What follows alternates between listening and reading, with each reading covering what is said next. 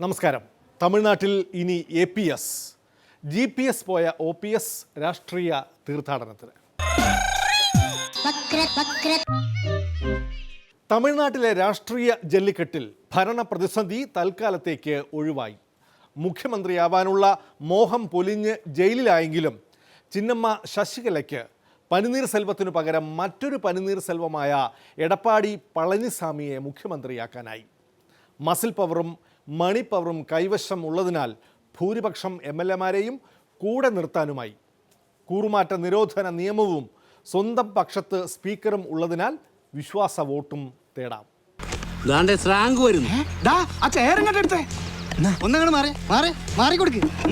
ഇങ്ങോട്ട് ഇരുന്നാട്ടെ.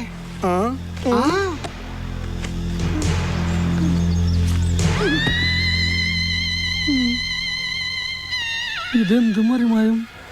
എനിക്ക് ഭ്രാന്തായി പോയതാണ്, അത് നാട്ടുകാർക്ക് മൊത്തം ഭ്രാന്തായ.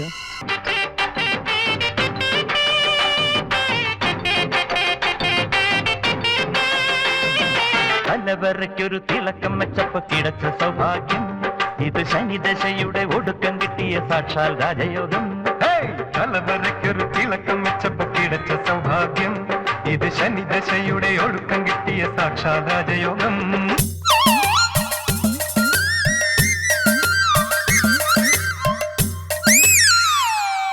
எடப்பாடி பழனிசாமி என்னும் நான் பழனிசாமி என்னும் நான் தமிழ்நாடு அரசின் முதலமைச்சர் என்ற முறையில் எனது கவனத்திற்குள்ளாவதும் தெரிய வருவதுமான எந்த பொருளையும் முதலமைச்சரின் கடமைகளை மறைமுகமாகவோ அறிவிக்கவோ வெளிப்படுத்தவே மாட்டேன் என்று ஆண்டவன் மீது ஆணையிட்டு உறுதிமொழிகிறேன். അനുഭവിക്കട മച്ചാനെ, എന്നെ അനുസരിക്കട മക്കാനെ. അനുഭവിക്കട മച്ചാനെ, എന്നെ അനുസരിക്കട മക്കാനെ. അഷ്ടിക്ക് പോലും ഗതിയില്ല നമ്മുടെ കഷ്ടകാലം കഴിഞ്ഞേ. പാവം ജയലളിത അമ്മയുടെ വിശ്വസ്തൻ OPS ഒരു രാഷ്ട്രീയ യാത്രയ്ക്ക് ഒരുങ്ങുകയാണ്. തീർത്ഥാടനമല്ല, ജനമനസാക്ഷി തേടിയുള്ള രാഷ്ട്രീയ തീർത്ഥാടനം. കയ്യിൽ വന്ന മുഖ്യമന്ത്രി സ്ഥാനം സമ്മർദ്ദത്തിനു വഴങ്ങി രാജിവെച്ച ശേഷം കലാപക്കൊടി ഉയർത്തിയതിലാണ് അടവ് തെറ്റിയത്. രാജിവെക്കാതിരുന്നാൽ എന്താവുമായിരുന്നു? ഒരു കളി കളിക്കാനുള്ള സ്കോപ്പ് ഉണ്ടായിരുന്നു. പറഞ്ഞിട്ടെന്തു കാര്യം? പോയ ബുദ്ധി പിടിച്ചാൽ കിട്ടില്ലല്ലോ.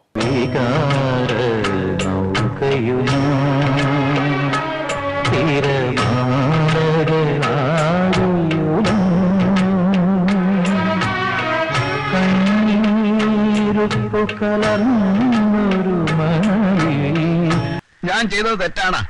വെറുതെ കടപ്പുറത്തെ മീൻകൊട്ട ചുമക്കാനാണ് ഞാൻ ഈ പെടാപ്പാട് മുഴുവൻ പെട്ടത്. ഒരു മനുഷ്യന്റെ സുഖവും സന്തോഷവും ഒക്കെ വേണ്ടെന്ന് വെച്ചത് ഒരു സ്ഥാനത്തെത്തിക്കാണണം. അതിനാണ് പുള്ളേറ്റ ഞാൻ ജീവിക്കുന്നത്. എനിക്കറിയാൻ മേലേ ഇത്രയും നാൾ ഒരാശയില്ലാതെ കഴിഞ്ഞതാ. ഇപ്പൊ പറഞ്ഞിട്ട് കിടന്ന് പെടയാണ് പുള്ളേറ്റ ഞാൻ. നിങ്ങൾക്കായിരിക്കും പറഞ്ഞാൽ മനസ്സിലാകുക.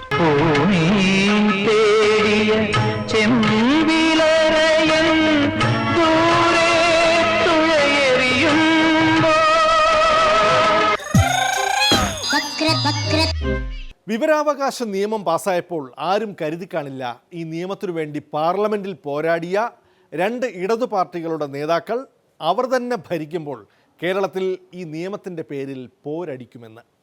മുഖ്യമന്ത്രി പിണറായിയും CPI സംസ്ഥാന സെക്രട്ടറി കാനം രാജേന്ദ്രനും തമ്മിലുള്ള ഈ വിവരാവകാശ തല്ല് വക്രദൃഷ്ടി നൽകുന്നത് ഇത് 3ാം തവണയാണ്. മന്ത്രിസഭാ യോഗ തീരുമാനങ്ങൾ നൽകുന്നതിനെക്കുറിച്ചാണ് പ്രശ്നം. തീരുമാനമെടുത്താൽ വെബ്സൈറ്റിൽ തന്നെ ഇടുന്നു, പിന്നെ വിവരം കൊടുക്കാൻ ഒരു പ്രശ്നവുമില്ലെന്ന് മുഖ്യമന്ത്രി. എന്നാൽ മന്ത്രിസഭാ യോഗത്തിൻ്റെ മിനിറ്റ്സ് ഉൾപ്പെടെയുള്ള പശ്ചാത്തല വിവരങ്ങൾ നൽകാനാവില്ലെന്ന് പിണറായി. വിവരാവകാശ നിയമത്തിൻ്റെ സംരക്ഷണം സർക്കാരിൻ്റെ ഈ നിലപാടിനില്ലെന്ന് കാനം രാജേന്ദ്രനും. ഒരു തെറ്റിദ്ധാരണ നമ്മുടെ നാട്ടിൽ സൃഷ്ടിക്കാൻ ചില അസാമാന്യ ബുദ്ധിവൈഭവമുള്ള ചിലർ തയ്യാറാകുന്നുണ്ട്.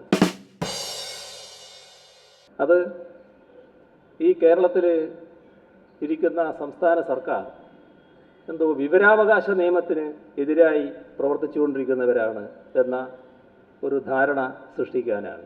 മന്ത്രിസഭാ തീരുമാനവും വിവരാവകാശ വിവരാവകാശ നിയമവും സംബന്ധിച്ച് ഒരു കോൺട്രവേഴ്സിയുടെ കാര്യമില്ല.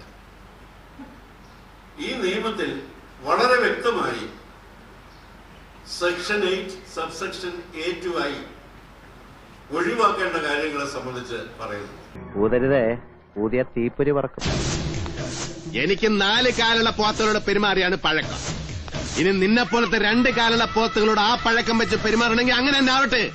അതിലെ സാധാരണഗതിയിൽ കാര്യങ്ങൾ മനസ്സിലാക്കാൻ പറ്റുന്നവരും അത്തരത്തിലൊരു പ്രതീതി സൃഷ്ടിക്കാൻ ശ്രമിക്കുന്നതായിട്ട് കണ്ടുവരുന്നുണ്ട്. എന്താ ഉദ്ദേശം എന്ന് വ്യക്തമല്ല, എന്തിനെയാണ് ലക്ഷ്യമിടുന്നത് എന്നും വ്യക്തമല്ല. പ്രൊവൈഡഡ് ദാറ്റ് എന്ന് പറഞ്ഞ് അതിന്റെ ഒരു ഭാഗമുണ്ട്. അതിൽ പറയുന്നത് ഈ ക്യാബിനറ്റ് തീരുമാനം എടുത്തു കഴിയുന്നത് വരെ അതിന്റെ രഹസ്യ സ്വഭാവമുള്ളൂ. എടുത്തു കഴിഞ്ഞാൽ ഇത് പരസ്യമാണ്. ഇത് നിയമം വായിക്കുന്ന എല്ലാവർക്കും മനസ്സിലാവുന്ന കാര്യമാണ്. എന്തുകൊണ്ടോ നമ്മുടെ ഭരണാധികാരികൾക്ക് ഇത് മനസ്സിലായില്ല. തന്റെ ഈ കളരിയും മർമ്മവിദ്യയും തരികയുടെ നമ്പറുമെല്ലാം ചെലവാവും ഇവിടുത്തെ പാവം ജനങ്ങളുടെ അടുത്ത്. ഇത് ആള് വേറെയാ. നീ ഇപ്പൊ എന്റെ പകുതി അഭ്യാസേ കണ്ടിട്ടുള്ളൂ. ബാക്കി പകുതി കാണാൻ കരളുറപ്പുണ്ടെങ്കിൽ മാത്രം എന്റെ മുമ്പിൽ വാ. വിവരാവകാശ നിയമം അനുസരിച്ച് ചില കാര്യങ്ങൾ സ്വാഭാവികമായും ചോദിച്ചാൽ നൽകാനാവില്ല. അതിന് ഉദാഹരണവും ഞാൻ പറഞ്ഞു. ഇപ്പൊ രാജസ്ഥാൻ അതിർത്തിയിൽ എത്ര പട്ടാളത്തെ നിയോഗിച്ചിട്ടുണ്ട്, അവരുടെ എണ്ണം എത്രയാണ് എന്ന് ചോദിച്ചാൽ കേന്ദ്ര ഗവൺമെന്റ് നൽകാൻ കഴിയില്ല. മക്കളെ, രാജസ്ഥാൻ മരുഭൂമിയിലേക്ക് മണൽ കയറ്റി വിടല്ലേ. അത് നൽകുന്നത് ശരിയല്ല. ഏതെങ്കിലും വിവരാവകാശ കമ്മീഷണർ അത് കൊടുക്കേണ്ടതാണ് എന്ന് പറഞ്ഞാൽ അത് കൊടുക്കാൻ സാധിക്കുന്നതല്ല. ഇതാണ് ഞാൻ പറഞ്ഞ ഉദാഹരണം. അതെങ്ങനെയാണ് വിവരാവകാശ നിയമത്തിനെതിരാകുക? അതുകൊണ്ട് എങ്ങനെയാണ് സംസ്ഥാന ഗവൺമെന്റ് വിവരാവകാശ നിയമത്തിന് എതിരായി നിൽക്കുന്ന ഒന്നാണെന്ന് പറയാൻ പറ്റുക? അതിനകത്ത് ഇപ്പൊ പലരും പറയുന്നത് പോലെ രാജസ്ഥാൻ അതിർത്തിയിൽ എത്ര സൈന്യമുണ്ട് എന്ന് ചോദിച്ചാൽ മറുപടി പറയണോ എന്നാണോ ഇവർ ചോദിക്കുന്നത്? അങ്ങനെയൊക്കെയുള്ള കാര്യങ്ങൾ ഒഴിവാക്കാൻ ഇതിനകത്ത് തന്നെ പറയുന്നുണ്ട്. നിയമത്തിന്റെ വകുപ്പിൽ അതിന്റെ ഉപവകുപ്പുകളിൽ രാജ്യരക്ഷയുമായി ബന്ധപ്പെട്ട പ്രശ്നം, രാജ്യത്തിന് തന്ത്രപ്രധാനമാണെന്ന് തോന്നുന്ന കാര്യങ്ങളെ സംബന്ധിച്ച് വളരെ വ്യക്തമായി പറയുന്നുണ്ട്. അതിനി ആരുടെയും ഒരു സൗജന്യവും നമുക്ക് ആവശ്യമില്ല.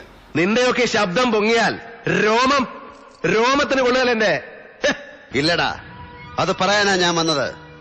2 വിരല് മതി കൊരവള്ളി പൊട്ടിച്ച് നിന്നെ കൊല്ലാൻ. ഈ രാജ്യത്ത് ഏത് സംസ്ഥാനത്തിലാണ് മന്ത്രിസഭയുടെ തീരുമാനങ്ങൾ അതേപോലെ വെബ്സൈറ്റിലിടുന്ന ഒരു ഗവൺമെന്റ് ഉള്ളത്? എന്നാ ഇവര് പറയട്ടെ, ഈ പറയുന്നവർ. അപ്പൊ ഈ വസ്തുതകളെ വളച്ചൊടിക്കാനും ഭരണകൂടത്തിന്റെ സൗകര്യങ്ങൾ സംരക്ഷിക്കാനുമുള്ള ഒരു ശ്രമം മാത്രമേ ഇതിനെ കാണാൻ കഴിയൂ. എന്തിനാണ് പുകമറ സൃഷ്ടിക്കാൻ നോക്കുന്നത്? ആർക്ക് വേണ്ടിയാണത്? എന്താണ് അതിന്റെ ഉദ്ദേശം? നമ്മുടെ ജനാധിപത്യ സംവിധാനത്തെ ശക്തിപ്പെടുത്താൻ ഉതകുന്ന തരത്തിൽ ഈ നിയമത്തെ പരിപോഷിപ്പിക്കാൻ ശ്രമിക്കേണ്ടതിന് പകരം ഈ നിയമത്തിന്റെ ചിറകരിയാനുള്ള ശ്രമം ആരുടെ ഭാഗത്തു നിന്നും ഉണ്ടായാലും അതിനോട് ശക്തമായി വിയോജിക്കുന്നു. താൻ സുമുഖ സുന്ദരനായ നായകൻ, ഞാൻ വില്ലേ തറ വേല എക്സ്പെക്ട് ചെയ്യണം.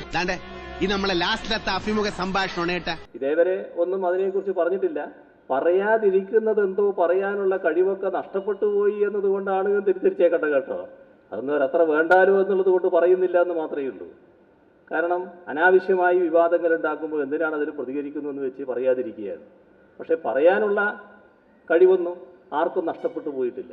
വീണ്ടും വീണ്ടും ആവർത്തിച്ച് രാജ്യരക്ഷയുടെ രഹസ്യങ്ങൾ ചോദിക്കണോ, കൊടുക്കണോ, അതാണോ ഇവർ പറയുന്നത് എന്നൊക്കെ ചോദിച്ച് വിഷയത്തിൽ നിന്ന് ജനങ്ങളുടെ ശ്രദ്ധ തിരിക്കാൻ ആരും പരിശ്രമിക്കേണ്ടതില്ല. ആകാശത്തിന് ചുവട്ടിലെ ഏത് മണ്ണും നാടും ജഗന്നാഥന് സമമാണ്. പിന്നിൽ നിന്നും മുന്നിൽ നിന്നും ഒരു തുണയുടെ ബലം എനിക്ക് ആവശ്യം വരില്ല. തകർക്കാൻ എന്തോ എളുപ്പമാണ്, കെട്ടി ഉയർത്താനാണ് പാട്. ഒന്നും തകർക്കാൻ എന്നെ വല്ലാതെ പ്രേരിപ്പിക്കരുത്, അതാർക്കും നന്നാവില്ല. ഒരറ്റത്തുനിന്ന് പൊളിക്കാൻ തുടങ്ങിയാൽ ഞാൻ നിർത്തില്ല, പൊളിച്ചടുക്കും പലതും. എന്റെ ഉള്ളിൽ ഞാൻ തന്നെ ചങ്ങലക്കിട്ട് കിടത്തിയ മറ്റൊരു ജഗന്നാഥനുണ്ട്, മുറിവേറ്റ മൃഗം. അതിനെ പുറത്തു കൊണ്ടുവരാൻ ശ്രമിക്കരുത്. ശ്രമിക്കുന്നത് അവരവരുടെ കുഴികുത്തലായി തീരും. യവൻ പുലിയാണ് കേട്ടാ. പുലി എന്ന് പറഞ്ഞാൽ വെറും പുലിയല്ല, ഒരു സിംഹം. നിങ്ങളൊരു കാര്യം ചെയ്യുക, ഇങ്ങനെ പുറത്ത് അടികൂടി നടക്കാതെ ഇടതുമുന്നണി യോഗം വിളിച്ച് ഇക്കാര്യത്തിൽ ഒരു രാഷ്ട്രീയ തീരുമാനമെടുക്കുക. അല്ലെങ്കിൽ കോടതി തീരുമാനം വരും വരെ അടി ഒഴിവാക്കൂ. തമ്മിൽ തല്ലിന് വേറെ എന്തെല്ലാം വിഷയങ്ങൾ കിടക്കുന്നു. ലക്ഷ്മി നായരുടെ ജാതി അവഹേളനത്തിനെതിരെ ഉശിരോടെ സമരം നയിച്ച CPIയുടെ ജില്ലാ അസിസ്റ്റന്റ് സെക്രട്ടറിയുടെ ഉള്ളിലും സവർണ ജാതിബോധമാണ് തൂത്താലും പോകാതെ കിടക്കുന്നത് എന്നാണ് പത്തനംതിട്ടയിൽ നിന്ന് വരുന്ന ഞെട്ടിക്കുന്ന വാർത്ത. അടൂർ MLA ചിറ്റയം ഗോപകുമാറിനെ കുറിച്ച് നേതാവ് സ്വകാര്യ സംഭാഷണത്തിൽ ജാതി പറഞ്ഞ് അവഹേളിക്കുന്ന സംഭാഷണ ശകലമാണ് പുറത്തു വന്നത്. കമ്മ്യൂണിസ്റ്റുകളുടെ ജാതി ചോരയുടെ ജാതി എന്ന് പഠിച്ചവരുടെ ഉള്ളിൽ പോലും ജാതിയെങ്കിൽ പിന്നെ നാം ജാതിയില്ലാ കേരളം ആചരിച്ചിട്ട് കാര്യമുണ്ടോ? താത്വികമായ ഒരു അവലോകനമാണ് ഞാൻ ഉദ്ദേശിക്കുന്നത്. മനസ്സിലായില്ല. മനോജിന്റെ സംഭവത്തിൽ മനോജ് വിവാഹം കഴിക്കാൻ തീരുമാനിച്ചിരുന്ന ഒരു പെൺകുട്ടിയാണ്. അവരുമായിട്ട് സംസാരിക്കുന്ന വിഷയങ്ങളാണ് പുറത്തു വന്നിട്ടുള്ളത്. ഇവരുടെ സ്വകാര്യ സംഭാഷണമാണ്. പക്ഷെ ആ സ്വകാര്യ സംഭാഷണത്തിനിടയിൽ പോലും ജാതിപരമായ ഒരു വർത്തമാനം വരാൻ പാടില്ല ഒരു കമ്മ്യൂണിസ്റ്റുകാരൻ്റെ ഭാഗത്തു നിന്നുള്ളത് തന്നെയാണ് പാർട്ടിയുടെ നിലപാട്.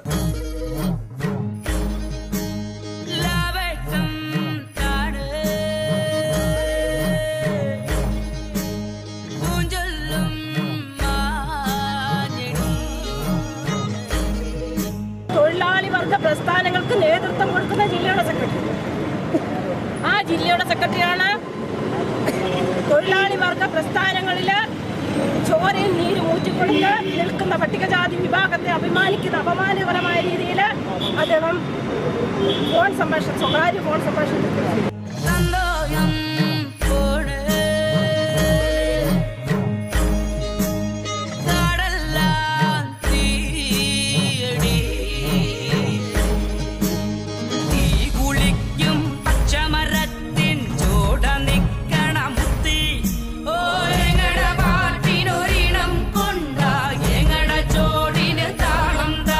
കമ്മ്യൂണിസ്റ്റ് പാർട്ടി ഒരു ജാതിമത ശക്തികളിലെയും അംഗീകരിക്കുന്ന പാർട്ടിയല്ല. ജാതിക്ക് അതീതമായി നിൽക്കുന്ന ഒരു പാർട്ടിയാണ്.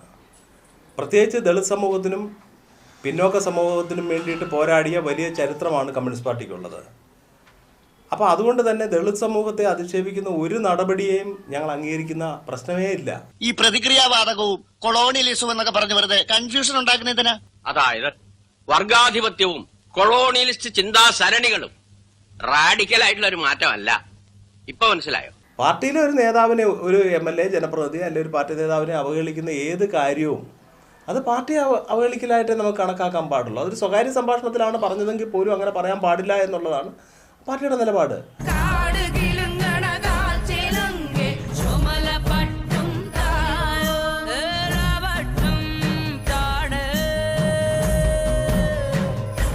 പാർട്ടി പറയുന്ന ആദ്യം അനുസരിക്കുക എന്ന് പറഞ്ഞാൽ പാർട്ടിക്ക് അബദ്ധങ്ങളെ പറ്റി ചൂണ്ടിക്കാണിക്കാറാണ്. അതിനല്ലേ നേതാക്കന്മാരുള്ളത്. MLA ആയതുകൊണ്ട് മാത്രം പ്രത്യേകമൊന്നും ഇല്ലല്ലോ. അഥവാ ഒരു സാധാരണക്കാരനെതിരായിട്ട് പോലും ഒരു പൊതുപ്രവർത്തകനും ജാതി ചേർത്ത് ഒരു പരാമർശം നടത്താൻ പാടില്ല എന്നുള്ളത് തന്നെയാണ് CPIയുടെ നിലപാട്. വക്രദൃഷ്ടിയിൽ ഇടവേളയാണ്. മൂർഖനെ ചവിട്ടി ഹസൻജി.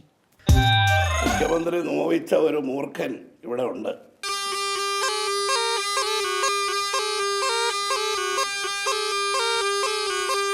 ആ മൂർഖനാണോ ഇതിന്റെ പിന്നിൽ എന്ന കാര്യം മുഖ്യമന്ത്രി കണ്ടുപിടിക്കണം. ദൈവമേ, മൂർഖനെയാണല്ലോ ചവിട്ടിയത്.